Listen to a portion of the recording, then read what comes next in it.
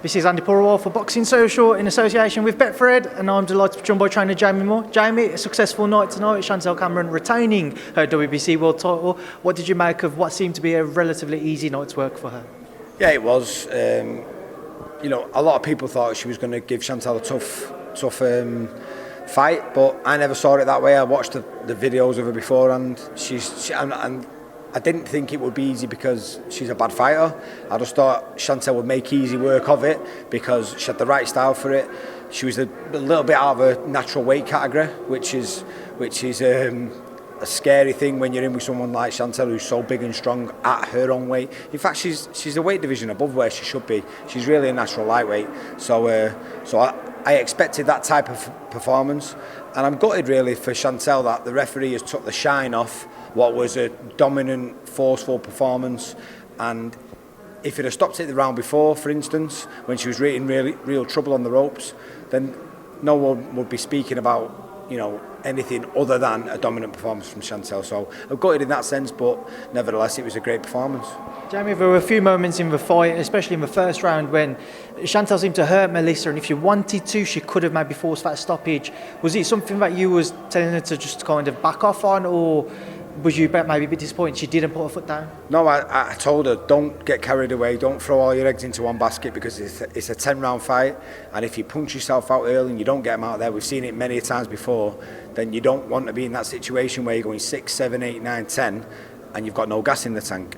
So I thought she overpunched herself a little, but not enough to get a bit of a bollock in the corner. I said to her, listen, that's not bad, but just calm down, slow your mind down, and pick your shots a little bit better. And I think in the fourth round, if she'd have, was it the fourth round or fifth round she stopped her? Fifth round it was stopped. Yeah, so in the fourth round when she had her going, if she'd have not tried to overwhelm her and she sat on her punches a little bit more and her shot selection was a bit better, I feel like she would have got her out then, probably knocked her out. But she's had 13 fights, and the scary thing is she's getting better. She's improving, she's getting better, and you know what, I'm really pleased with her. I'm over the moon, to be honest. Melissa Hernandez was very vocal and confident during the build-up to this fight, and today she gave a very entertaining ring walk, to say the least. Was you surprised by maybe her approach of that she wasn't maybe a bit more competitive than what you might have thought beforehand? No, not at all. I think I understood what she was doing. I kept explaining to Chantelle, don't forget she's an experienced campaigner and you're a brand new world champion. You're 13-fight novice in a sense, and she's trying to rattle you. She's trying to get you in your mind and try to make you fight the fight she wants you to fight. So I said it. I actually said it to her when she got in the ring. I said, forget about her, fuck her, concentrate on what we spoke about and what we're going to do, and that's it. Jamie, what's next for Chantelle? Is it a unification fight? I know she saw Mary McGee yesterday. Is that one of the names, or is it that Katie Taylor fight which has been spoken about previously? Yeah, definitely. I think I know Eddie's been in talks about that fight.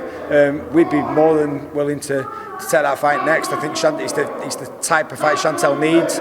You know, that was expected to be a tough enough first defence, a mandatory challenger, and it was easy. And I think the better fighter Chantelle's in with, the better we'll see her perform. Is there anyone in particular out of the world champions you guys are hoping to secure next? I think Mary McGee. I think that's the toughest challenge out there.